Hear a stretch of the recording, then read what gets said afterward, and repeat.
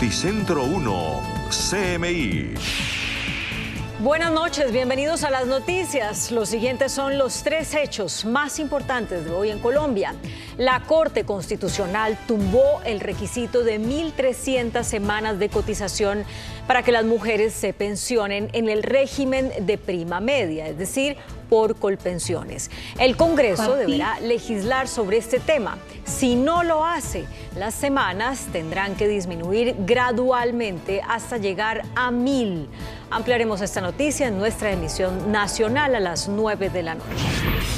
El fiscal de la Corte Penal Internacional, Karim Khan, expresó esta noche que no reabrirá el examen preliminar que el organismo cerró sobre Colombia en el año 2021.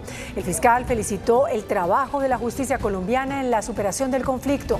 Ampliación de esta noticia en nuestra emisión nacional a las 9 de la noche.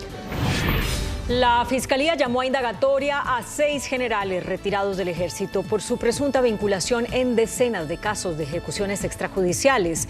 Los uniformados tendrán que explicarle a la Fiscalía cuáles fueron las órdenes militares que impartieron en los departamentos de La Guajira, Magdalena y Cesar entre el año 2004 y 2008, cuando se registraron los casos de los también llamados falsos positivos. Hablaremos más de esta noticia en nuestra emisión nacional a las 9 de la noche. Las siguientes son las noticias más importantes del mundo hoy. Catástrofe en Ucrania.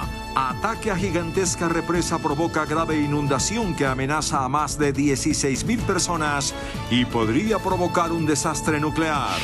La OTAN y la ONU advierten a Rusia y señalan que ataque a represa podría ser una de las peores catástrofes de la guerra. Banco Mundial advierte a economías de países emergentes. El príncipe Harry acusa a los medios de destruir su infancia y acusa a su propia familia de colaborar con ello.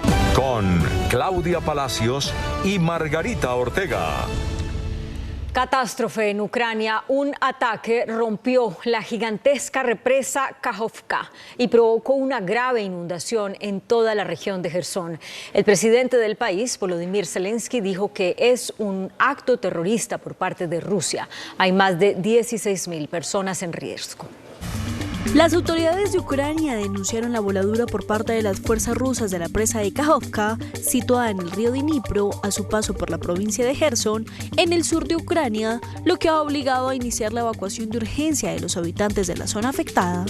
Las Fuerzas Armadas del país informaron de la destrucción de la infraestructura e indicó que están investigando la magnitud del daño, así como la velocidad y la cantidad de agua que afectarían a las zonas probables de inundación.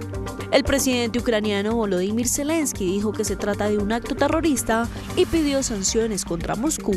Terroristas rusos. La destrucción de la represa de la central hidroeléctrica de Kajovka solo confirma para el mundo entero que deben ser expulsados de todos los rincones de la tierra ucraniana. No se le debe dejar ni un solo metro, porque utilizan cada metro para el terror. Solo la victoria de Ucrania devolverá la seguridad. Y esta victoria vendrá. Los terroristas no podrán detener a Ucrania con agua, misiles o cualquier otra cosa. Al menos 16.000 personas que residen en la zona más cercana de la presa podrían verse afectadas, ya que el agua alcanzaría un nivel crítico en cuestión de horas. Como resultado de la detonación, el nivel del agua de la presa de Kajovka también supone una amenaza adicional para la central nuclear de Zaporilla, ya que el agua es necesaria para que la planta reciba electricidad para sus turbinas y sistemas de seguridad. Sin embargo, el Organismo Internacional para la Energía Atómica indicó que no se encuentra bajo un riesgo inmediato de seguridad. Con el aumento del nivel del agua, las autoridades instaron a todos en la zona inundada a apagar todos los aparatos eléctricos, llevar documentos y elementos esenciales y seguir las instrucciones de los rescatistas y la policía. Organismos internacionales reaccionaron y repudiaron el ataque que causó la catástrofe en la represa ucraniana. El secretario general de la ONU señaló que es otra consecuencia devastadora de la invasión rusa. Tras el ataque que rompió la represa de Kajovka e inunda toda la región de Jersón, en Ucrania, diferentes países y organismos internacionales han reaccionado. El secretario general de la Organización del Tratado del Atlántico Norte, Jens Stoltenberg, denunció la brutalidad de la guerra que adelanta Rusia en Ucrania e indicó que esto pone en peligro a miles de civiles y causa graves daños ambientales. El secretario general de las Naciones Unidas, Antonio Guterres, declaró que la destrucción de la represa de Kajovka es otra consecuencia devastadora. Today's tragedy is yet another example of the horrific price of war on people. The floodgates of suffering have been overflowing for more than a year, and that must stop. Attacks against civilians and critical civilian infrastructure must stop. La presidenta de la Comisión Europea, Ursula von der Leyen, lo calificó como un ataque escandaloso por parte de Rusia y anunció que la comunidad europea está movilizando apoyo para ayudar a Ucrania. Rusia tendrá que pagar por los crímenes de guerra cometidos en Ucrania. La destrucción de la presa, un ataque escandaloso a la infraestructura civil, pone en riesgo a miles de personas en la región de Jersón. Europa está movilizando apoyo a través de nuestro mecanismo de protección civil. Amnistía Internacional y Human Rights Watch también condenaron el desastre ambiental y humanitario que supone la destrucción de la represa. El presidente de Ucrania, Volodymyr Zelensky, le advirtió al enviado especial del Papa Francisco, el cardenal italiano Matteo Zuppi, que un alto el fuego en Ucrania no conducirá a la paz y que, por el contrario, lo instó a ejercer más presión sobre Rusia. En Kiev, la capital de Ucrania, no se generó el entusiasmo esperado con la visita del enviado especial del Papa Francisco, el cardenal italiano Matteo Zuppi, en una apuesta del Vaticano para impulsar un posible acercamiento para poner fin a la guerra lanzada por Rusia. Una expectativa que enfrió crudamente el presidente Volodymyr Zelensky, quien tras el encuentro con el cardenal descartó que un alto al fuego y la congelación del conflicto conduzcan a la instauración de la paz, mientras pidió a la Santa Sede que contribuya a la implementación del plan de paz ucraniano, que consiste en recuperar todos los territorios ocupados, advirtiendo que el aislamiento diplomático y la presión sobre Rusia pueden influir en el agresor y llevar a una paz justa en suelo ucraniano. Para el mandatario, el Vaticano puede contribuir eficazmente a la liberación de los presos ucranianos, al retorno de los niños deportados y al restablecimiento de la justicia. Al menos 4 personas resultaron heridas durante un tiroteo ocurrido en una ceremonia de graduación en una escuela de secundaria en Virginia, Estados Unidos. El Departamento de Policía de la ciudad aún no aclara los hechos y pidió a los ciudadanos mantenerse lejos del área donde tuvo lugar el tiroteo, asegurando que existe una amenaza actual para la comunidad. En lo que va de este año se han reportado 278 tiroteos masivos en la nación norteamericana.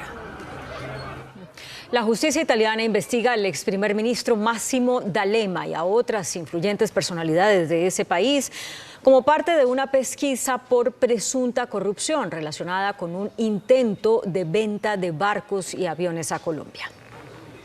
La Fiscalía de Nápoles lidera una investigación que salpica influyentes personalidades de la política italiana por su supuesto intento de mediar la venta a Colombia de varios buques y aviones de guerra por parte de 2 poderosas empresas de la nación transalpina con participación pública. Según parte de la pesquisa filtrada por el reconocido diario Corriere della Sera, el contrato, que nunca logró concretarse, tenía un valor superior a los 4.000 millones de euros y para conseguirlo, el ex primer ministro Massimo D'Alema, en nombre de un bufete de abogados de Miami, intentó actuar en calidad de mediador con el anterior gobierno de Colombia, presuntamente ofreciendo una contraprestación ilegal de 40 millones de euros correspondientes al 50% de una comisión total de 80 millones de euros a los intermediarios participantes en la negociación, incluidos colombianos e italianos.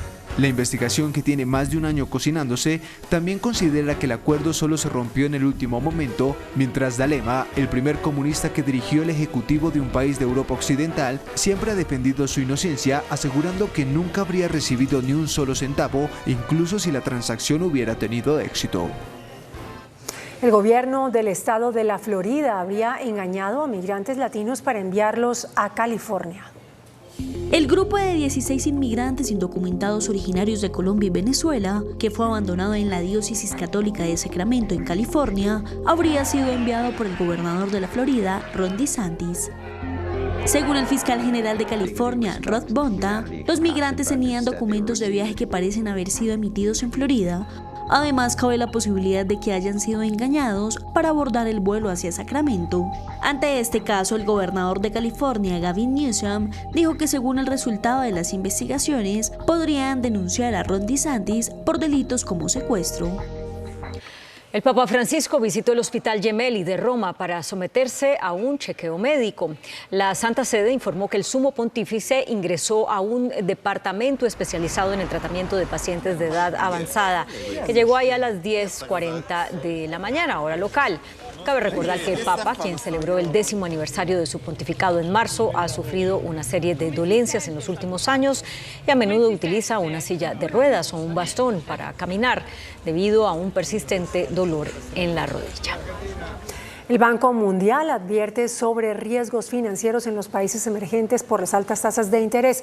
Según sus previsiones, el crecimiento económico bajará a 2,1%, pero en América Latina solo llegará hasta el 1,5%. Desaceleración. La palabra más asustadora para cualquier proyecto de desarrollo en el mundo es la que está presente en el informe de perspectivas económicas globales presentado este martes por el Banco Mundial. El organismo ha elevado las previsiones de crecimiento de la economía mundial para este año, pero advierte que la situación es precaria, con lo cual el crecimiento disminuirá al 2,1% en 2023, mientras que acecha el riesgo financiero que podría llevar a que las perspectivas que ahora se lanzan sean aún peores. La entidad con sede en Washington dedica una especial atención al impacto que las subidas de los tipos de interés en Estados Unidos pueden tener en las finanzas de los países en desarrollo. En el caso de Latinoamérica, el organismo alerta que la incertidumbre política de algunos países está lastrando la economía, pero también volvió a mejorar en 1/10 la previsión de crecimiento de la economía de América Latina y el Caribe para el año 2023, pasando del 1,3% que estimaba a inicios de abril al 1,5%. El príncipe Harry compareció ante un tribunal superior de Londres en el marco de su demanda contra Mirror Group Newspapers, a cuyos dirigentes acusa de hacer escuchas telefónicas ilegales y otras actividades ilícitas. De hecho, Harry afirmó que los editores de los tabloides británicos tienen las manos manchadas de sangre, al referirse al impacto negativo que tuvieron estos medios en su vida. Su intervención lo hace el primer miembro de alto rango de la familia real británica que comparece ante un tribunal en más de 130 años. El Ártico perderá todo su hielo por primera vez en las próximas 2 décadas. El hielo que cubre el Ártico llega a su mínimo cada mes de septiembre, gracias al tibio calor del verano boreal. Un estudio apoyado en observaciones de satélites de la NASA y la Agencia Espacial Europea y un sofisticado modelo climático pronostica que entre 2030 y 2050 llegará el primer septiembre sin hielo, si no se reducen las emisiones de efecto invernadero. En 2100, la región ártica quedará libre de hielo durante casi medio año. Un robot chef aprende y recrea recetas viendo videos de humanos preparando comida. Investigadores de la Universidad de Cambridge entrenaron a un robot para hacer 8 recetas de ensaladas diferentes. Usando visión por computadora, el robot analizó cada cuadro de video y pudo identificar diferentes objetos y características como el cuchillo o los ingredientes, además de los brazos, las manos y la cara del chef humano. Los primeros resultados fueron excelentes, ya que el robot de cocina con inteligencia artificial identificó las recetas del 93% de las veces. Además, pudo determinar el 83% de las acciones necesarias para completarlas. Los resultados publicados en la revista científica de acceso abierto de Ingeniería Eléctrica, Electrónica e Informática demuestran cómo el contenido de video puede ser una fuente valiosa y rica de datos para la producción automatizada de alimentos y podría permitir una implementación más fácil y económica de chefs robots. Hola, muy buenas noches, bienvenidos a Entrevistas Canal 1, en el horario habitual de Pregunta Yamit. La Corte Constitucional acaba de emitir un fallo histórico en Colombia en temas relacionados con las pensiones y una diferencia que había sustancial entre los requisitos que deberían cumplir los hombres y que deberían cumplir a su vez las mujeres. Los hombres pensionados a los 62 años, las mujeres 5 menos, 57, pero con las mismas semanas, 1.300. La decisión del alto tribunal lo que implica es que las mujeres van a tener menos semanas. ¿Esto por qué se logró? Por una demanda que interpuso hace un año un administrador público especializado en Derecho Constitucional, Diego López Suárez, quien es nuestro invitado hoy. Doctor Diego, buenas noches, bienvenido a Entrevistas Canal 1. Muchas gracias por este espacio, gracias por permitir dar a conocer este gran logro para las mujeres en Colombia. Hoy, ¿cómo es el sistema pensional en Colombia en relación con ese tema de la cotización? Hoy se debe cotizar 1.300 semanas de cotización por parte de los hombres y por las mujeres en igualdad de condiciones. Pero la ley habla de que las mujeres se pensionan a los 57 años y los hombres a los 62 años. Ese es como a grandes rasgos lo que implica los requisitos para pensionarse en Colombia, en el régimen de prima media y en el régimen privado, en el ahorro individual solidario, pues hay unas concesiones donde se habla de 1.150 semanas, pero realmente tienen que cumplir estos requisitos sine qua non, sin los cuales no puede accederse a la pensión. Cuando hablamos del régimen de prima media nos referimos a las personas que cotizan a Colpensiones, que es el sistema público de pensiones. Así es, porque existen los dos regímenes en Colombia, el régimen público y el régimen privado de los fondos de pensiones, que es lo que nosotros hemos venido tratando de explicar ante la opinión pública, que debería existir un solo régimen, pero pues como tenemos los dos, en el caso del régimen de prima media, lo que nosotros buscamos es que exista una igualdad en la posibilidad de pensionarse por parte de las mujeres en Colombia. ¿Qué lo motivó a usted a presentar esa demanda para que las mujeres cotizasen menos años, menos semanas y tuviesen derecho a la pensión?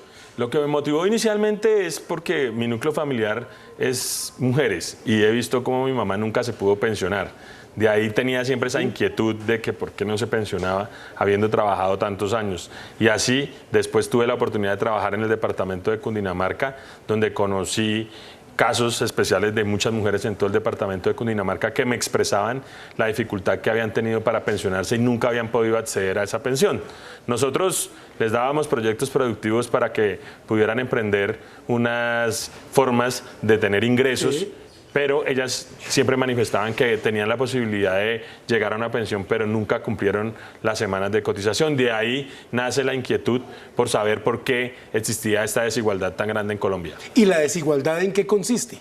La desigualdad consiste en que en la Constitución de Colombia se establece en el artículo 43 que la igualdad se da entre iguales.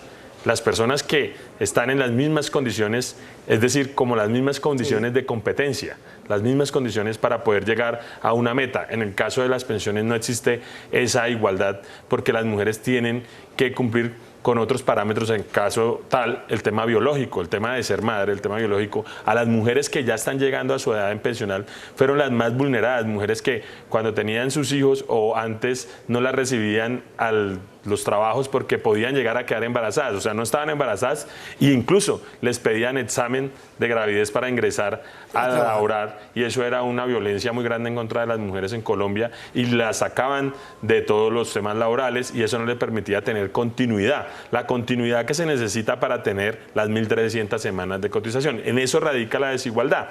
Hay personas que nos dicen que por qué si en el tema de la edad sí se aplicó el tema de enfoque diferencial.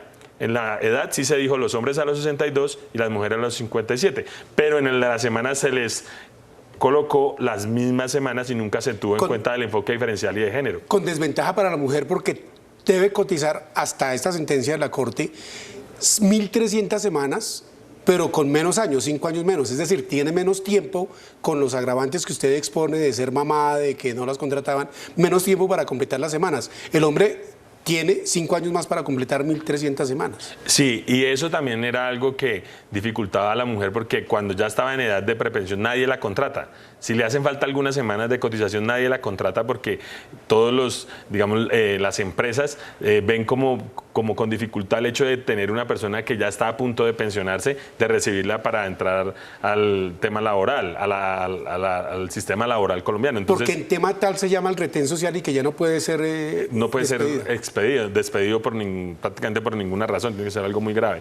Doctor Diego, ¿qué fue lo que decidió entonces, ya entendiendo el origen de la demanda, el argumento de la demanda, la Corte Constitucional en su fallo? La Corte lo que estableció fue que había inconstitucionalidad de una norma. ¿Cuál es la norma? La Ley 797 del 2003, su artículo 9, que fue el artículo que estableció el aumento de las semanas y ese aumento paulatino, porque fue un aumento que se fue haciendo paulatinamente año tras año y ahí en la norma se hizo de esa manera hasta llegar al punto de las 1.300 semanas de cotización.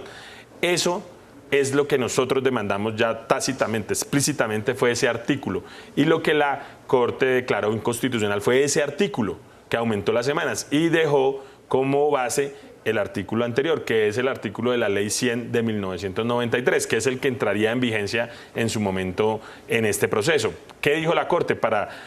Yo creo de manera responsable, de no acrecentar el problema, porque aquí también hay que decirlo, pensional. Hay un pasivo pensional y hay unos temas financieros que tienen que analizarse, pero la Corte también dijo, se van a empezar a reducir a partir del 2006, del 2026, perdón, del 1 de enero, en dado caso que el Congreso no legisle, que el Congreso no ajuste este sistema pensional a lo que está diciendo la Corte Constitucional. Y también la Corte ha dicho que tienen que legislar analizando lo que son las madres cabezas de hogar, porque eso es algo que también ha quedado ahí como a un lado, como en el tintero, pero la Corte también le está diciendo al Congreso, revise el tema de los casos de las madres cabezas de hogar, cómo les vamos a ayudar, porque también están en desigualdad de condiciones, al mismo caso que las amas de casa, que tampoco tienen ninguna retribución por esa labor. Entonces, vamos por partes. Usted dice, a partir de 2026, la sentencia de la Corte Constitucional dice que deben comenzar las semanas de cotización de la mujer a disminuirse cada año en cuánto y hasta llegar a cuántas semanas necesarias para pensionarse. A partir del 2026 van a ser 50 semanas. Después van a empezar a reducirse año tras año 25 semanas hasta llegar a las 1000 semanas de cotización. Esa es la sentencia, lo que ha dicho la Corte. Es decir, lo que hace la Corte fija unos parámetros que el Congreso debe reglamentar mediante ley de la República, que dice: los hombres se pensionan a los 62 años con 1.300 semanas mínimo, ¿cierto? Y las mujeres se pensionan a los 57 años con 1.000 semanas mínimo. Así es, a ese resultado es el que se quiere llegar en este proceso, ya permitiendo que se dé esa reducción paulatina que estableció la Corte Constitucional. Es decir, que lo que logró su demanda es que las mujeres se ganen 300 semanas de cotización. Así es, que puedan pensionarse antes. Además, a veces se ve eso como algo grave para el país, pero recuerden que las mujeres, en lo que yo experimenté en el departamento de Cundinamarca, era que las mujeres que le pedían ayuda al departamento para sus proyectos productivos ni siquiera pensaban casi en ellas, sino pensaban quiero tener ayuda para cuidar a mi nieto, porque muchas mujeres están a cargo de los nietos porque los padres los dejaron a cargo de ellas, de esas señoras que no han podido pensionarse. Quiero tener una pensión y un ingreso para poder cuidar a un adulto mayor que tienen a cargo. Es decir, la protección que brinda la mujer para la familia, para el país, para el desarrollo de todo lo demás. A veces no se tiene en cuenta eso y se ve les van a bajar las semanas. No, no solo es eso. Y es que además de eso estamos hablando de gran parte de los ahorros de las mujeres, de los ahorros que se hacen cuando uno se pensiona, porque lo que uno hace es ahorrar para que después le devuelvan eso en la edad donde ya uno no puede trabajar. ¿Qué siente Diego López Suárez que el presidente de la República, Gustavo Petro, diga completamente de acuerdo con el fallo que acaba de emitir la Corte Constitucional, porque lo que debe generarse es igualdad entre el hombre y la mujer, y eso lo debe reglamentar el Congreso y por tanto la reforma pensional es urgente? Pues nosotros estamos muy contentos porque realmente sabemos que está transitando una reforma en el Congreso y es la gran oportunidad para que el Congreso se reivindique en caso tal con las mujeres que no han podido pensionarse. Es que el porcentaje es muy bajo respecto de la posibilidad que tienen los hombres, siendo un porcentaje bajo el de los hombres en nuestro sistema pensional, pero el de la mujer es mucho más bajo, es casi un 50% menos de porcentaje, es decir, las mujeres en Colombia se pensionan un 12% aproximadamente, los hombres un 22%. Es una diferencia de 10 puntos porcentuales, pero si lo vemos en el sentido general, es un porcentaje del 50%. Sí, pero el tema del Congreso, ¿qué debe entrar a hacer entonces a partir de esa demanda? Pues lo que hemos escuchado hoy en los medios de comunicación no ha sido algo oficial, es que ellos van a tomar toda esta argumentación de nuestra demanda o el fallo de la Corte Constitucional para poder ingresarlo dentro del debate que se va a dar ahora en el Congreso. Esperamos que el Congreso sea consecuente con la realidad social de nuestro país. Recordemos que las mujeres en Colombia son las que han sido también más víctimas, digamos, de la violencia y todo lo que ha ocurrido en nuestro país. Mujeres viudas han asesinado a sus hijos, sus maridos, y ellas les ha tocado salir adelante solas. Entonces es algo que debería de retribuir atribuirse ya hablando en el sentido de lo que se habla al presidente que dice la paz total, pues creo que la paz total es poderle dar a las mujeres la posibilidad de que desarrollen nuestro país. Una mujer, como ocurrió en Alemania después de la Segunda Guerra Mundial, donde quedaron solas, lo que hizo Alemania fue darle la oportunidad que las mujeres tomaran las banderas del país y desarrollaran el país. Y hoy, pues Alemania es una potencia después de tantos temas de guerra, ¿no? Yo lo pongo en ese sentido como una analogía aquí en Colombia, después de tanta guerra, creo que si le diéramos la oportunidad que las mujeres tuvieran ingresos, que los van a invertir en su familia y en sus proyectos, que es algo que ya lo trabajaron, sería muy positivo para la paz de Colombia. Dado caso de que el Congreso de la República no legislara, ¿qué pasa? Se aplica lo que dice la Corte Constitucional, porque la Corte prácticamente lo que puso fue como un cortapisas. Si ustedes no hacen esto, pues ya se decidió esto a partir del 1 de enero del 2026. Ya se tiene la decisión de lo que se va a hacer, que es empezar la reducción. El primer año, 2026, 50 semanas, 2027, 25, 2028, 25. ¿Hasta qué año se completaría la reducción de los 300 No lo he revisado exactamente el año, pero pues se haría como el cálculo y como ocurrió, digamos, cuando se aprobó en el 2023 la ley 797, al final de las 1.300 llegó al 2014. No he hecho el cálculo todavía ahorita exactamente porque no le revisé por año, sino simplemente el tema de cómo va a ser el proceso año a año, no mire el año exacto, pero pues llegará el momento en que estarán las 1.000 semanas de cotización por parte de las mujeres. ¿Qué gana usted, aparte de la satisfacción que se le ve por la expresión, por los gestos, de haber hecho que la Corte Constitucional emita una sentencia en ese sentido? Pues en realidad uno no gana nada porque ganará de pronto algo de reconocimiento, pienso yo, pero en realidad no ganamos nada porque es poner en práctica los conocimientos que adquirimos en el derecho constitucional y qué chévere que uno lo pueda poner en práctica. Muchas veces uno estudia y de pronto no pone en práctica los conocimientos. En este caso me siento contento de poder aplicar y también me siento contento en decir que yo como administrador público soy especialista en derecho constitucional, que hay algo que los colombianos no saben, que cualquier persona que tenga una carrera base como requisito principal puede estudiar el derecho constitucional, porque es que la Constitución de Colombia, que es el parámetro legal que nos rige a todos los ciudadanos, lo deberíamos saber todos. Entonces también es como un ejemplo de decirle a los colombianos, todos deberíamos de saber el derecho constitucional para conocer nuestros derechos y tratar de hacerlos valer y hacer que sean una realidad para toda la sociedad colombiana. Diego López Suárez, el administrador público especialista en derecho constitucional, que gestionó la demanda que es objeto hoy de un fallo histórico por parte de la Corte Constitucional en el tema pensional en Colombia. Diego López Suárez, con la noticia del día en tema pensional, la sentencia de la Corte Constitucional que permitirá que a partir del año 2036, gradualmente desde 2026, con una reducción de semanas, las mujeres puedan pensionarse a los 57 años, pero con solamente mínimo 1.000 semanas de pensión. Diferencia de los hombres se mantiene 1.300 a los 62 años. Es decir, el fallo es favorable, pero a las mujeres porque ven una inequidad, de acuerdo con lo que nos ha manifestado el doctor Diego López Suárez, en el sentido de que la mujer tenía menos tiempo para lograr la pensión y menos mujeres se pensionan en Colombia dentro de cerca de ese 20% que logran pensionarse los colombianos de acuerdo con las cifras del gobierno nacional y de los fondos de pensiones privados también. Doctor Diego, ¿qué dificultades tuvo la demanda? Muchas dificultades, porque realmente demostrar la desigualdad es muy difícil ante la Corte Constitucional. Hay que de verdad hacer un estudio muy juicioso. Hicimos un estudio sobre todo mirando las cifras del DANE, mirando las cifras de la CEPAL, del Observatorio de Mujer y Género para América Latina de Naciones Unidas, para establecer qué había en el tema del derecho comparado. También analizamos otros países donde vemos que las brechas de desigualdad en los temas pensionales, Colombia es el número 1, o sea, Colombia es el que tiene las brechas de desigualdad en temas pensionales más altas. Entonces, no podíamos de otra manera demostrar a la Corte que era un momento donde realmente con cifras, con argumentos reales, se veía que existía esa desigualdad. Además porque la igualdad, lo repito, se da entre iguales. Y la mujer no ha podido pensionarse por muchas razones de nuestro país, muchas situaciones que les ha tocado asumir. Y yo les digo, este fallo es un hito jurídico que beneficia también a las mujeres que vienen y que están ingresando en este momento laboral, porque ellas van a verse beneficiadas de este momento, de este hecho histórico, tal cual a la magnitud de, creo yo, no sé si esté de pronto yendo más allá, del hecho de que una mujer pueda votar, porque es un beneficio que queda ya para las generaciones venideras.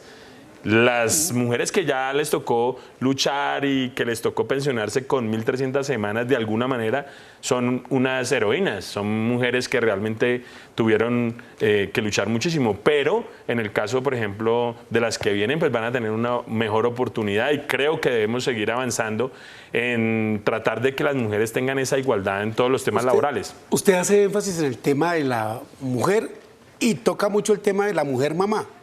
El gobierno nacional, que debe presentar un concepto, ¿qué dijo? No, el gobierno dijo que estaba... El gobierno anterior, porque es que prácticamente el gobierno anterior fue quien conceptuó y no conceptuó favorablemente. Es decir, el gobierno del presidente Iván Duque. Sí, ellos no conceptuaron favorablemente. Quien conceptuó favorablemente fue la Procuradora General de la Nación, quien respaldó esta demanda y dijo que sí. Y ella también aceptó la argumentación de que se debían reducir, sin embargo ella dijo en algún momento que debían ser como equiparadas al porcentaje de la cantidad, digamos, de años para pensionarse respecto de las semanas. Pero la Procuradora General de la Nación, ella dijo, sí estamos de acuerdo en la argumentación, se requiere rebajar las semanas, y eso fue un espaldarazo muy importante. Incluso la academia, todas las universidades, excepto una, fue la que las manifestaron que debería cerrar esa brecha rebajando las semanas de cotización. ¿Recuerda usted quién fue el funcionario encargado de emitir el concepto en el gobierno de Duque y qué fue lo que dijo?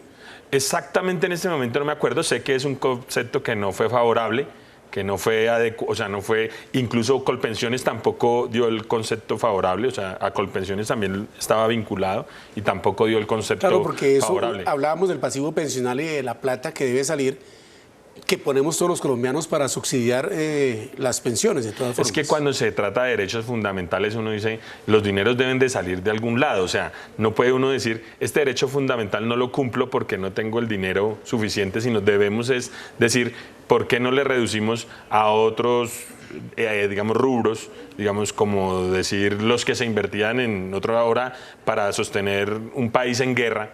Todos esos recursos, ¿por qué no los enviamos, por qué no los dirigimos a este tema social como la mujer? Y así muchos otros aspectos que nosotros siempre hemos planteado, hemos dicho, no, hay la posibilidad y la mujer le aporta al PIB y ese aporte al Producto Interno Bruto no se ve reflejado en un pago a las mujeres. Entonces, ¿estudioso usted el tema pensional? ¿Cómo ve la reforma que hace tránsito en el Congreso presentada por el Gobierno Nacional? Yo tengo unos reparos respecto de lo que se estableció y se dijo por parte del ministerio, donde decían que para poder reducirle semanas a las mujeres se le iba a reducir siempre y cuando tuvieran un hijo o dos hijos. Que fue lo que anunció la ministra Gloria Inés Ramírez. Ella anunció que por cada hijo, no, pero no era reducir, le abonaban 50 semanas hasta 3 hijos. Sí, a las mujeres. Y eso es algo negativo, porque resulta que lo que nosotros estamos haciendo es general. Todas las mujeres, solo por el hecho de ser mujer trabajadora, debe beneficiarse de la reducción de las semanas. Y no como decirle a una mujer, es que si usted no tiene un hijo, no va a ser beneficiaria de esto. Y no falta quien diga, ahora las mujeres se van a dedicar a tener más hijos para ganarse 150 semanas hasta 3, ¿o no? Sí, eso podría decirse, pero no debería ser así, no debería ser de ninguna manera así. Claro, si ellos quieren hacer un enfoque diferencial y de género, porque ellos dijeron, ese va a ser el enfoque diferencial y de género dentro de la reforma. Si ellos quieren aplicar el enfoque diferencial y de género, ellos lo que debieron decir, sí, beneficiémoslas con algo más. Las que tengan hijos vamos a poderle brindar a sus hijos, no sé, algún tipo de beneficio, pero lo que hacen es prácticamente una forma de violencia, porque es como decirle, procree, si usted no procrea, usted no va, o sea, no es mujer o no está cumpliendo con su deber ante la sociedad, y eso no es así. Hagamos un juego matemático. Los hombres 62 años, 1.300 semanas, las mujeres 1.000, gracias a su fallo, 57 años. Por cada año de cotización son 50 semanas. Si las mujeres tienen 5 más, serían 250 semanas, 5 años menos para pensionarse, 57 años, serían 250 semanas, no 300. ¿Por qué quedó en 1.000 y no en 1.050? No, porque estamos demandando el artículo. El artículo 9, o sea, la ley 100 de 1993 decía que las mujeres se pensionaban con 1.000 semanas. Y nosotros demandamos el artículo que aumentó a 1.300. Y al ser declarado inconstitucional, lo que queda vigente es lo que estaba antes. Antes, claro, porque esa fue de las pretensiones que nosotros inscribimos dentro de la demanda. Eso no fue, y pues siempre que se declara inconstitucional un artículo, pues pedimos prácticamente que quede vigente el anterior, porque ese fue el que se reformó. Fue una reforma a la Ley 100 de 1993. El tema de los pilares de la reforma pensional del gobierno Petro, ¿cómo lo ve usted? El de que haya una cotización base en Colpensiones y a partir de 4 salarios mínimos, ahí sí ir a los fondos privados. Yo creo que es una buena fórmula para poder como cohesionar distintas visiones, como que los fondos de pensiones no se sientan golpeados, ni los que cotizan en esos fondos, y tampoco el régimen público. Pero en Colombia debería existir un solo régimen. Es que no puede ser posible que en Colombia se pensionen unos de una forma y otros de otra manera. O sea, debería de existir un solo régimen para todos los colombianos y debe ser un régimen público que nos garantice a todos la oportunidad de que si trabajamos y cotizamos vamos a obtener una pensión. Porque en Colombia es un viacrucis, tanto para hombres como para mujeres, pensionarse. Por la alta informalidad laboral y que nadie cotiza. Nadie cotiza y además, y los que cotizan cuando cumplen las semanas, les toca interponer demandas para que le devuelvan sus ahorros. No es fácil pensionarse porque a una mujer o a un hombre, en este caso a las mujeres les toca contratar un abogado para que los asesore, para que haga todo el proceso para pensionarse. Ni siquiera los fondos asesoran en ese sentido. Entonces yo veo muy complejo, pues me parece interesante en el sentido de que conjuga las dos versiones, de que no se acaben los fondos y que permanezca también el régimen público desarrollando esta actividad de las pensiones. Quienes se oponen a la reforma pensional han generado un temor en la ciudadanía en el sentido de que dicen nadie, por más de que tenga ingresos altos, va a cotizarse con pensiones millonarias. ¿Eso es así o si seguirás siendo posible tener pensiones altas? Yo creo que también se deben de acabar esos subsidios a las pensiones altísimas porque son pensiones que realmente pues, se han subsidiado y aparte del régimen público y el régimen privado existe como otro régimen especial para los que cotizan con, digamos, cantidades más jugosas y se pensionan con unas pensiones multimillonarias. Creo que no debe existir eso. Pero yo estoy hablando en el hipotético caso de que pase la reforma pensional, con 3 salarios mínimos que puede quedar en 2 en el Congreso de la República. Sí va a haber pensiones altas y lo demás se va al fondo privado, es decir, yo voy a tener una pensión mixta. Como decía, no, si pasa la reforma, me cotizo, recibo la mesada en Colpensiones de los 2 salarios o de los 3, lo que decía el Congreso de la República, el equivalente y lo que da. Y aquí el ahorro que sería como el ahorro voluntario en los fondos privados. Sí, pero recuerden que para que las personas hagan ese tipo de ahorro voluntario es muy complejo. Es difícil. Claro, la reforma lo establece porque dice hasta 3 salarios en Colpensiones obligatorio y de ahí para arriba en los fondos privados. Sí, porque las personas que ganan más podrían tener una posibilidad de tener una pensión como nivelada, porque recuerde que en el régimen público se pensiona por los últimos 10 años el porcentaje del sueldo de los últimos 10 años y no como pasa en el ahorro individual solidario, que es prácticamente que se hacen unas cuentas donde hay unos gastos del administrador, inversiones, se hacen restas, sumas de si se ganó la inversión o no ganó la inversión, el dinero que se puso por parte de los fondos en algún tipo de negocio y pues eso le reduce y casi siempre las personas terminan, así hayan cotizado sobre 2 o 3 millones de pesos, digamos, hablo para que me entiendan los que nos escuchan, terminan pensionándose con el mínimo. Siempre cotizaron sobre 2, 3 millones todo el tiempo, pero se terminan pensionando sobre el mínimo. En el régimen público no ocurre así, porque allá se maneja es el porcentaje de los últimos 10 años de cotización. Si yo coticé los últimos 10 años con 3 millones, es posible que alcance a pensionarme con ese tipo de pensión que no desmejora mi nivel de vida, que es el que llevo por trabajar o por tener una profesión o por luchar, digamos, en la vida laboral colombiana. Un apasionado por las pensiones, Diego López Suárez, quien ha logrado que la Corte Constitucional emita un fallo que genera un hito en el sistema pensional colombiano a favor de las mujeres que a partir del año 2036, legisle o no legisle el Congreso de la República, tendrán la posibilidad de pensionarse con 1.000 semanas cotizadas a los 57 años. En el tema de los hombres sigue igual, 62 años y 1.300 semanas. A ustedes, al doctor Diego, muchas gracias por la entrevista y a ustedes, televidentes, por la sintonía. Los invitamos aquí a continuar en Noticentro 1 CMI. Buenas noches. Noticentro 1, CMI. Histórico fallo de la Corte Constitucional. Mujeres podrán pensionarse con 1000 semanas de cotización. Fallo se aplicará gradualmente a partir de 2026. Colpensiones pide incluir norma en reforma pensional. A indagatoria 6 generales en retiro por caso de falsos positivos. A último debate pasa proyecto que autoriza uso recreativo de la marihuana. Corte Penal Internacional respalda justicia colombiana. No habrá nueva supervisión en Colombia. Abogado de policías acusados de chuzadas a empleada de ex jefe de gabinete denuncia montaje. En medio de accidentada votación, elegido Alexander López como nuevo presidente del Senado. Emergencia en Villavicencio por desbordamiento del río Guatiquía.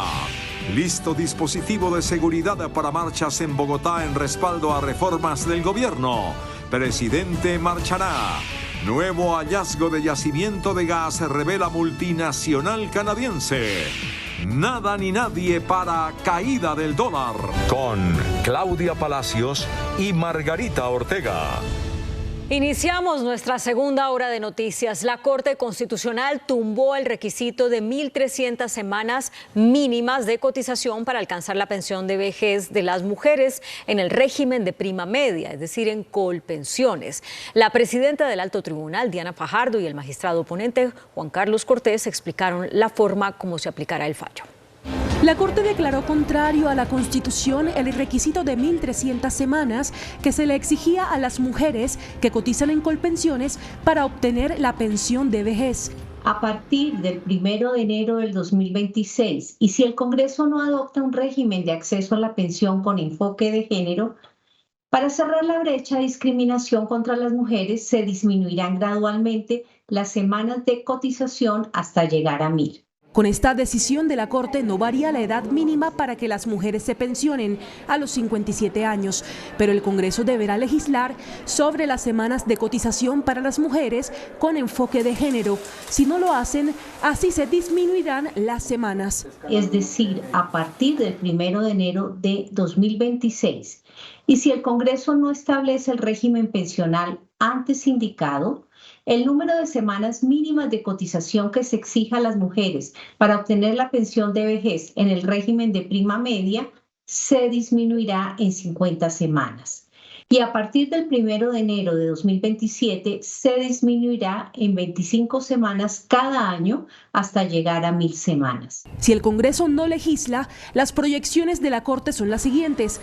En 2026 las mujeres se pensionarán con 1.250 semanas, en 2027 será con 1.225 y así cada año bajará 25 semanas hasta lograr la meta de 1.000 semanas de cotización hasta el año 2036. Para la Corte, la diferencia en la edad pensional, que ha sido el esquema tradicionalmente usado en el régimen jurídico colombiano, hoy en día resulta insuficiente de cara a profundizar la aplicación del mandato constitucional por superar la discriminación por razones de género e inclusive la desactiva al exigirse a las mujeres la misma densidad cotizacional que a los hombres en menos tiempo. El fallo no fue unánime. Los magistrados Cristina Pardo, Alejandro Linares y Antonio José Lizarazo se apartaron de la decisión por diferentes razones. Un administrador público es el autor de la demanda que propició que la Corte Constitucional flexibilizara las reglas de juego para la pensión de las mujeres. La decisión se celebró en varios sectores. El administrador Diego López, que estudió una especialidad en Derecho Constitucional, fue autor de la demanda que ordenó la reducción en las semanas de cotización para las mujeres. Cuando yo inicié este proceso de esta demanda, lo que notaban las mujeres es que las mujeres no piden la pensión ni siquiera para protegerse ellas mismas, sino es para proteger la familia, para proteger nietos, para proteger todo su núcleo y darle una buena vida a los que ellas tienen a cuidado, incluso adultos mayores que ellos tienen a cuidado. Y no pueden pensionarse y están a cargo de su familia porque muchas veces las dejan en abandono. Empleadas, pensionadas, independientes, jóvenes, diversidad de mujeres celebraron el fallo.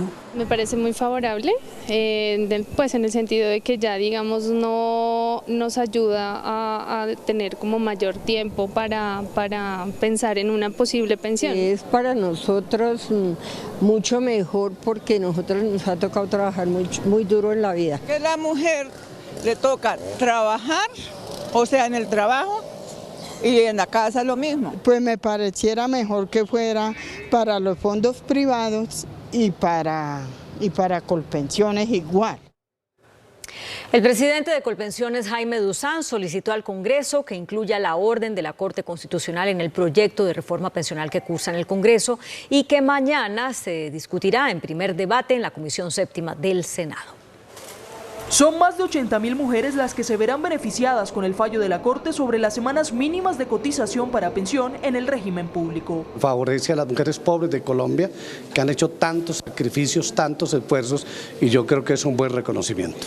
La solicitud del presidente de Colpensiones, Jaime Duzán, es que se incluya lo dicho por la Corte en el proyecto de reforma pensional. Que estudien el fallo de la Corte y miren la posibilidad ahora que se está debatiendo la reforma pensional para definitivamente poder incluirlo si es de su consideración. La Fiscalía llamó a indagatoria a 6 generales retirados del Ejército por su presunta vinculación en decenas de casos de falsos positivos en la costa caribe. Los generales retirados Fabricio Cabrera, Hernán Giraldo, Jorge Enrique Navarrete, Raúl Antonio Rodríguez y Luis Felipe Paredes tendrán que responder en diligencia de indagatoria en la Fiscalía por decenas de casos de falsos positivos registrados en La Guajira, Magdalena y El Cesar entre el año 2004 a 2008. Por responsables de delitos de homicidio en persona protegida, es decir, las famosas ejecuciones extrajudiciales, los falsos positivos, 6 generales de la República.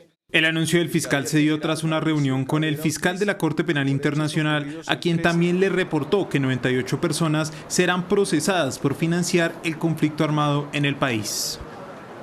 A último debate pasó la reforma constitucional que regula la comercialización y el uso del cannabis en personas adultas. El controvertido proyecto que despenaliza la comercialización y el uso del cannabis con fines recreativos por parte de personas adultas fue aprobado hoy en el último de los 7 debates en la Comisión Primera del Senado, que le dio su aprobación por un contundente 15 votos a favor y 5 en contra. ¿Qué propone cambiar el proyecto? Responde el autor Juan Carlos Lozada. Lo que va a cambiar es que vamos a poder vender marihuana de manera legal. Hoy es legal fumarla, hoy es legal consumirla, hoy es legal tenerla, hoy es legal cultivar hasta 20 plantas. Y sin embargo los consumidores se tienen que ir a meter a redes ilegales de jíbaros, de narcotraficantes para obtener una sustancia que es legal, poniendo su vida en riesgo, poniendo sus derechos humanos en riesgo. Eso no tiene ningún sentido. Habrá un impuesto al consumo de cannabis.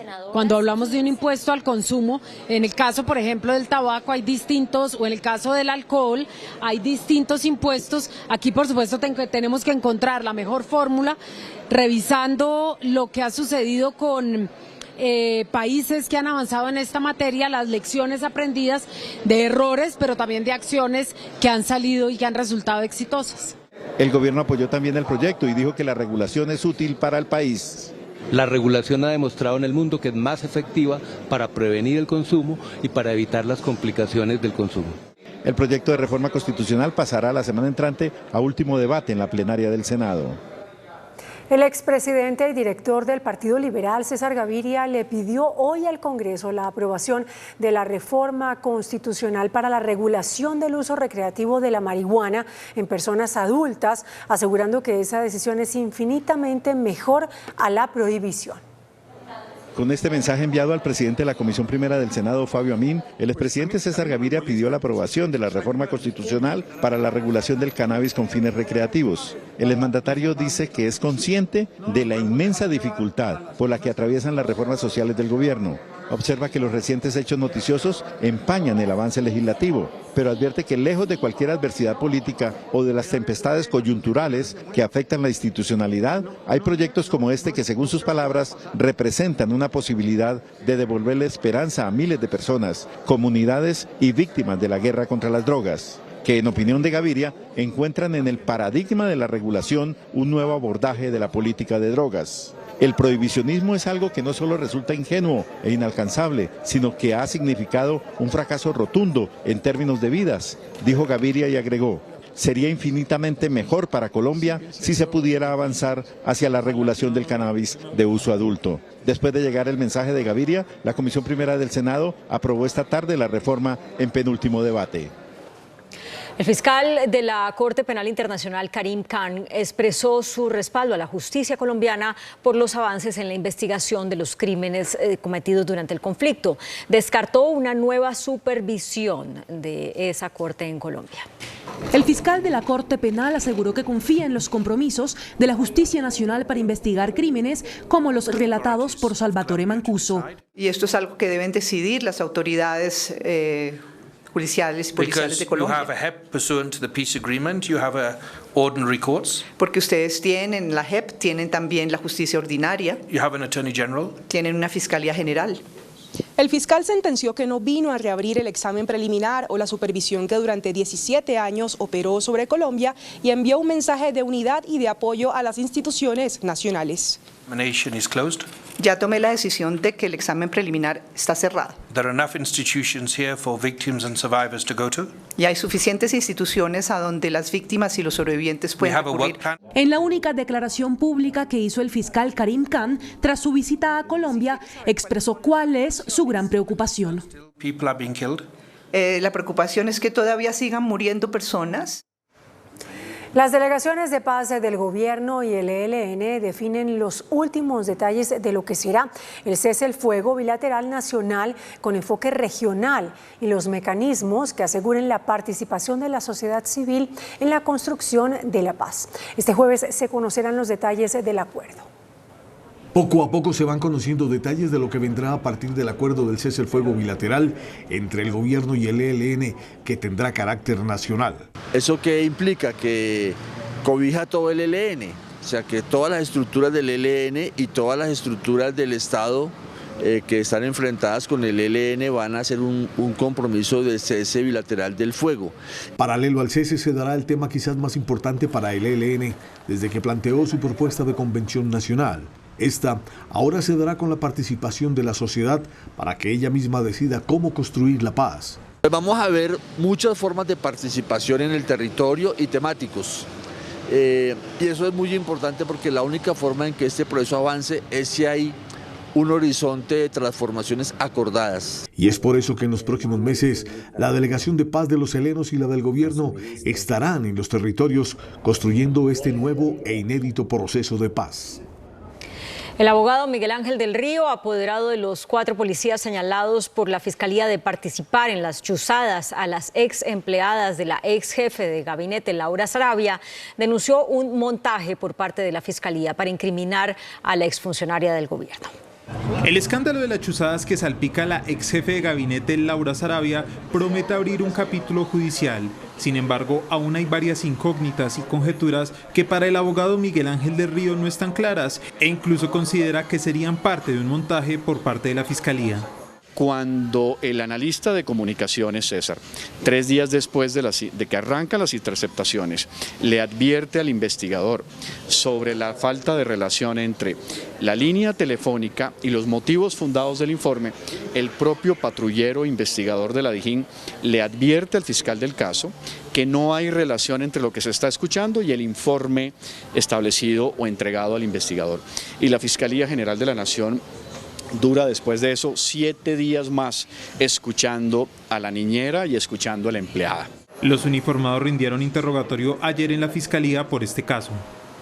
Agentes de la Procuraduría adelantaron una inspección a la Dirección Nacional de Fiscalías como parte de la investigación por las chuzadas. Según la delegada disciplinaria de Instrucción para la Fuerza Pública, el procedimiento se ordenó para recolectar información del proceso que involucra a policías en la interceptación ilegal de los teléfonos de las ex empleadas de la ex jefa de gabinete Laura Sarabia.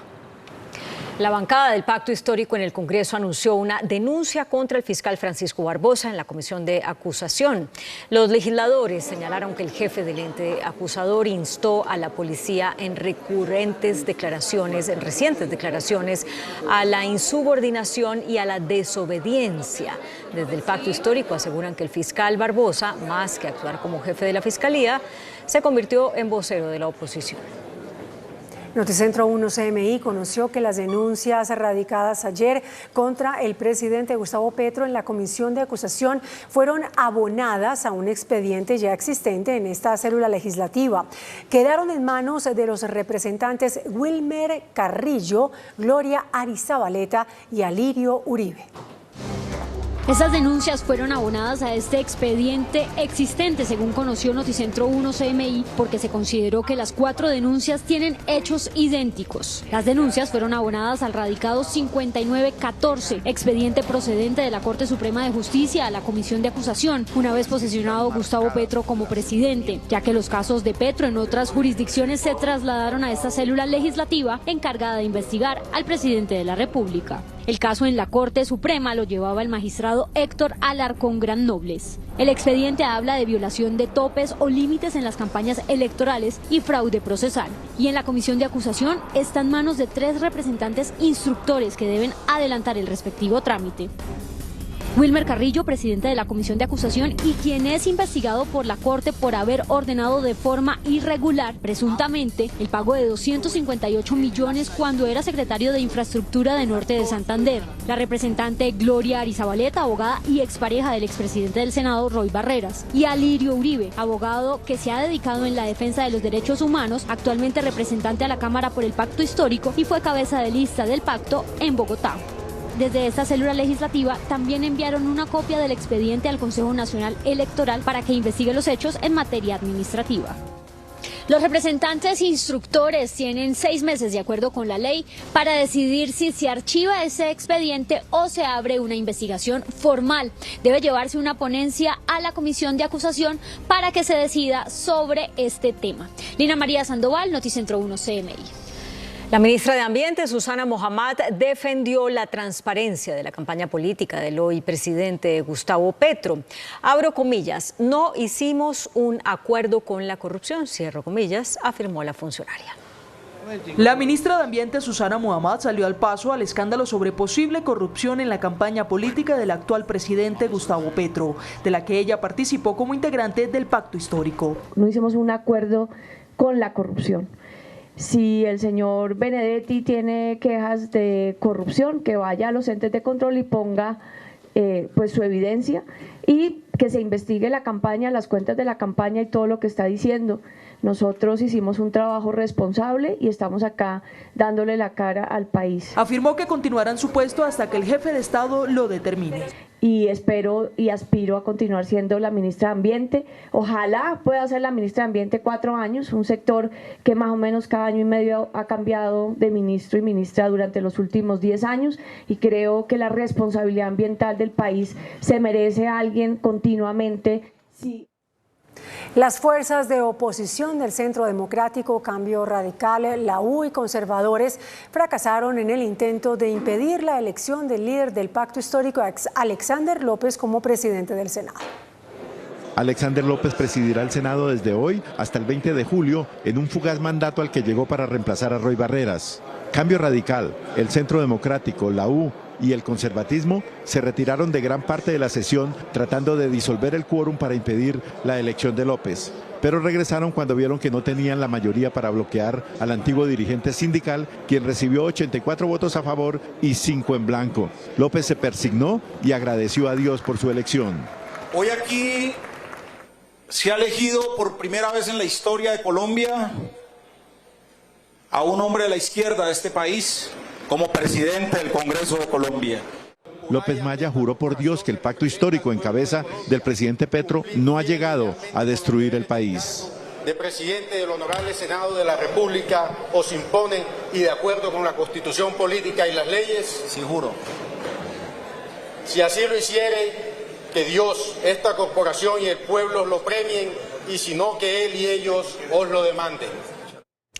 Y desde el gobierno nacional prendieron las alarmas por el aumento en la violencia y en la inseguridad en diferentes regiones del país. El Ministerio de Defensa o desde ahí se comprometieron a brindar mayor seguridad en los territorios. El ministro de Defensa, Iván Velázquez, demostró una seria preocupación por el aumento de homicidios que se están presentando en algunas regiones del país. Un incremento significativo sobre lo que Tenemos que realizar acciones concretas, como en el caso de Barranca Bermeja, que se ha incrementado en más del 100% el número de homicidios, o en Sincelejo con el 97%, o en Soledad, Atlántico. También reconoció que en el país ha aumentado la inseguridad, pero que no es algo nuevo.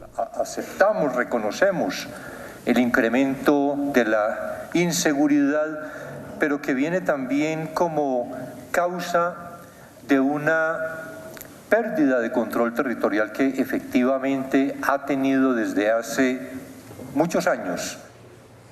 Diferentes gremios de la producción le pidieron al gobierno nacional mayor presencia de fuerza pública y celeridad en las investigaciones para acabar con la violencia que está afectando la economía. Alcaldes y gobernadores se sumaron a la petición. Los gremios del país están preocupados por la inseguridad que vive Colombia actualmente. El gobierno se sacuda, porque si se destruye la seguridad en el territorio, va a bajar la inversión, va a bajar el empleo y sobre todo nos preocupa lo que pueda pasar hacia adelante con la producción de alimentos en nuestro país. Denuncian una masacre laboral. Se han perdido en el norte del Cauca, tan solo en el norte del Cauca, un poco más de 6.000 empleos. Empleos que efectivamente llevan también desarrollo a esa región. Son 6.000 familias que hoy día ya no tienen sustento. Mandatarios también demostraron al gobierno nacional su insatisfacción por el aumento en la inseguridad. Mandar a alguien a la picota porque se robó un celular o acosó a una mujer, no lo va a resocializar. Al contrario, lo va a profesionalizar el crimen. Pero dejarlo en las calles y en los buses y en las calles de Colombia impunemente para que quien atracó hoy lo vuelvan a ver en la misma esquina mañana, no hay democracia que resista a eso, mis queridos amigos. Las declaraciones se dieron en medio de un foro de Prisa Media. Hubo una nueva masacre en las últimas horas, esta vez en el municipio del Tambo, en el Cauca. Con el asesinato del docente Jairo Tombé y su esposa Eleonora González en zona rural del municipio del Tambo, se conocieron alarmantes cifras de docentes amenazados por ejercer su labor formativa y de liderazgo en el Cauca. Son cerca de 55 docentes que hoy están amenazados por distintas fuerzas en distintas regiones del Cauca, problema supremamente grave, no solo para la integridad de los compañeros, sino para el desarrollo de la actividad educativa en el Cauca. Jairo Tombé, además de docente, era representante del Consejo Comunitario El Samán, por lo que hay una máxima alerta por el aumento de los asesinatos sistematizados. Según la Defensoría del Pueblo, 41 de los 42 municipios del Cauca tienen alertas tempranas. Hay emergencia en Villavicencio por el desbordamiento del río Guaitiquía en las últimas horas. El desbordamiento del río Guatiquí afectó la vereda La Argentina en el sector de la granja de Villavicencio, destruyendo 4 viviendas, inundando 34 más y dejando damnificadas a más de 160 personas. 7 viviendas en riesgo, de acuerdo a la estadística que tenemos. Vamos a evacuarlas a este albergue temporal para poder garantizar sobre todo la vida de esta persona, que es la que está en riesgo. Los organismos de socorro evacuaron 11 familias a un albergue temporal. Don Juan perdió totalmente la casa, el lote desapareció. Pues la preocupación es seguir en las mismas circunstancias sin recibir ayuda. Las autoridades le hicieron un llamado a los habitantes ribereños del río Guatiquía para estar alertas ante cualquier creciente súbita, pues sigue lloviendo en la zona. El ministro del Interior, Luis Fernando Velasco, aseguró que a pesar de la crisis política que enfrenta el Ejecutivo, el gobierno sigue gobernando, el Congreso legislando y los colombianos trabajando. Para el ministro Luis Fernando Velasco, el escándalo Benedetti se va decantando, aunque reconoció que aún le quedan muchas dudas a los colombianos. Que la gente comienza a preguntarse qué es lo cierto. Unas declaraciones un poco destempladas y con bastante ofuscación, o un trino en donde reconoce que esas declaraciones nacen de una decepción política, de rabia y algo de trago. Agregó que el país no está paralizado, sino funcionando. El Congreso está legislando, el gobierno está gobernando, los pequeños, medianos, grandes empresarios están trabajando, de manera que creo que el país anda. Ante una pregunta de CMI sobre si el escándalo quedó ahí o se va a extender, el ministro Velasco pensó su respuesta.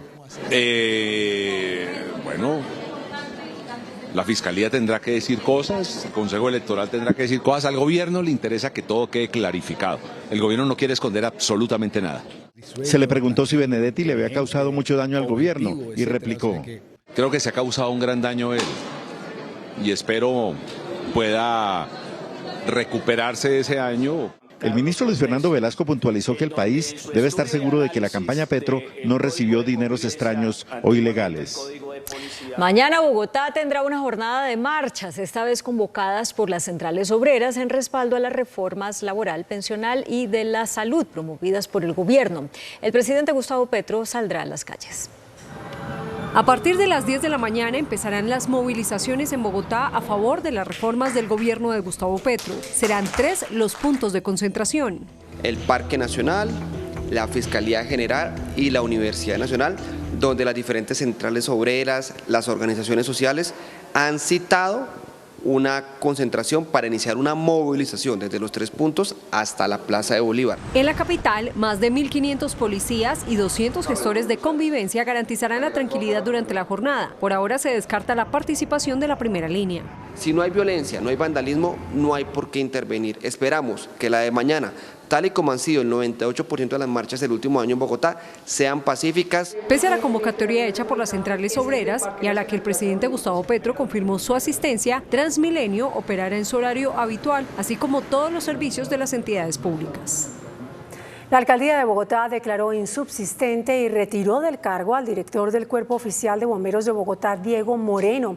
La decisión se tomó luego de que su pareja lo denunciara por lesiones personales agravadas en hechos registrados el 13 de mayo. En un comunicado, la administración rechazó la violencia contra la mujer, venga de donde venga, y pidió a las autoridades impartir las sanciones pertinentes. En Ucrania, un ataque ruso destruye una represa e inunda toda la región de Jersón. Exitoso examen médico del Papa Francisco. Estas son las noticias del mundo en Noticentro 1 CMI. Una importante represa y planta de energía hidroeléctrica en el sur de Ucrania, ocupada por Rusia, fue destruida la madrugada de este martes, lo que llevó a evacuaciones masivas y temores de devastación a gran escala, cuando el país acusó a las fuerzas de Moscú de cometer un acto de ecocidio. Varios videos muestran el muro de la represa destruido y torrentes de agua que fluían rápidamente hacia el río. Múltiples edificios de la entrada de la represa también sufrieron graves daños. La Santa Sede informó que el Sumo Pontífice ingresó a un departamento especializado en el tratamiento de pacientes de edad avanzada. El Papa, quien celebró el 10º aniversario de su pontificado en marzo, ha sufrido una serie de dolencias en los últimos años y a menudo utiliza una silla de ruedas o un bastón para caminar, debido a un persistente dolor en la rodilla. La Corte Electoral de Brasil dio a conocer la fecha en la que se iniciará el juicio de inhabilitación política contra Jair Bolsonaro. Será el próximo 22 de junio. El caso se refiere a la acusación por lanzar duros ataques contra el sistema de votación en 2022, aún siendo presidente. La multinacional Canacol Energy anunció un descubrimiento de un yacimiento de gas en Córdoba. Se trata del pozo Lulo 2, ubicado en inmediaciones a Ciénaga de Oro, en el departamento de Córdoba. De acuerdo con la multinacional con operación de gas en Colombia, se dio una actividad de 7.112 pies de profundidad. Se movilizará la plataforma para comenzar la perforación del pozo de exploración en un plan que se extenderá por varias zonas del campo. El sector destaca el anuncio al señalar que se suma a los proyectos de costa afuera. Y evitar a toda costa que tengamos que depender del gas natural de cualquier otro país. El plan de perforación actual de Canacol se enfoca en agregar capacidad adicional de producción de gas natural en el país. Nada para la caída del dólar, que ya se cotiza por debajo de los 4.300 pesos. Por segundo día consecutivo el precio del dólar cayó y en la jornada de este martes perdió 62 pesos, volviendo a niveles del tercer trimestre del año anterior. La divisa, que en agosto de 2022 se cotizaba a 4.307 pesos, subió a diciembre a 4.810 pesos. Ahora en junio de 2023 se descuelga a 4.245 pesos. El mercado financiero considera que la crisis de gobierno llevará a un fracaso de las reformas, las cuales generaban dudas en materia fiscal. Y hay una expectativa bastante grande de que de pronto al menos o se demoren más o ya en esta primera legislación no alcancen a pasar, por consiguiente dan tranquilidad en las reglas de juego. El precio del dólar tocó mínimos de 4.211 pesos en una jornada donde se negociaron 1.267 millones de dólares. El Banco Mundial mejoró las proyecciones de crecimiento de la economía colombiana para este año. Colombia sigue mejorando las expectativas de crecimiento de la economía para el cierre del año. Se podría tener mejoras de la industria y el comercio. El Banco Mundial en su informe proyecta un Producto Interno Bruto de 1,7%, mientras en su estimación anterior fijaba 1,1%. Para la banca multilateral la dinámica se daría debido a la posibilidad de una reducción en las tasas de interés gracias a la corrección de la inflación en los últimos 2 meses. El banco pone a Colombia entre los mejores lugares de América Latina, aunque advirtió que se mantendrán riesgos con el ajuste gradual de la economía mundial. El DANE reportó una caída de las exportaciones al cierre de abril. La caída alcanzó el 31,5%. Los sectores que registraron baja en las ventas al exterior son combustibles y productos de las industrias extractivas, con una caída del 42,9%, seguidos de los productos agropecuarios y las manufacturas. El ministro de Hacienda, Ricardo Bonilla, y exportadores privados de café fijaron un plan estratégico para mejorar las condiciones del sector. Luego del encuentro con el ministro de Hacienda, Ricardo Bonilla, con los exportadores de café, se fijaron 4 líneas estratégicas. Primero, garantizar la renovación de cafetales en 85.000 hectáreas. Y segundo, habilitar créditos a través de cooperativas. El Ministerio de Hacienda dice que va a revisar cómo van las metas de renovación, por qué no se está alcanzando hasta ahora las metas de renovación y mirar cómo se impulsan estos programas, entendiendo que la renovación también depende de los niveles de producción que tenemos en el país. En tercer lugar, fortalecer la sustitución de cultivos ilícitos y en último lugar, agilizar la implementación de las políticas ambientales de cara al Pacto Verde de Europa, que tendrá restricciones para el ingreso de productos exportados. El índice de capitalización de la bolsa, que mide el comportamiento de las 25 principales acciones, cerró al alza. El índice selectivo MSCI Colcap de la Bolsa de Valores de Colombia subió 3,66% a 1.193 puntos. La acción de Corfi colombiana fue la que más subió, con una valorización de 8,33% a 11.700 pesos. La acción del Banco AB Villas fue la que más bajó, con una pérdida de 9,37% a 2.900 pesos. La acción más negociada de la jornada fue la preferencial Bancolombia, al movilizar más de 25.000 millones de pesos, con una variación positiva de 7,16% a 30.380 pesos. Y el dólar cerró a la baja. Indicadores económicos en Noticentro 1 CMI. La representativa del mercado que regirá para mañana miércoles será de 4.245 pesos. Los profesionales del cambio compran la divisa en promedio en 4.200 pesos y la venden en 4.250 pesos. Un euro cuesta 4.583 pesos. La libra de café en Nueva York se cotizó a $1,82. El azúcar se transó en 24,66 centavos de dólar la libra. El barril de petróleo WTI se cotizó en $71.44. La referencia Brent para Colombia se cotizó en $76.06. Una acción de Ecopetrol cuesta 2.143 pesos.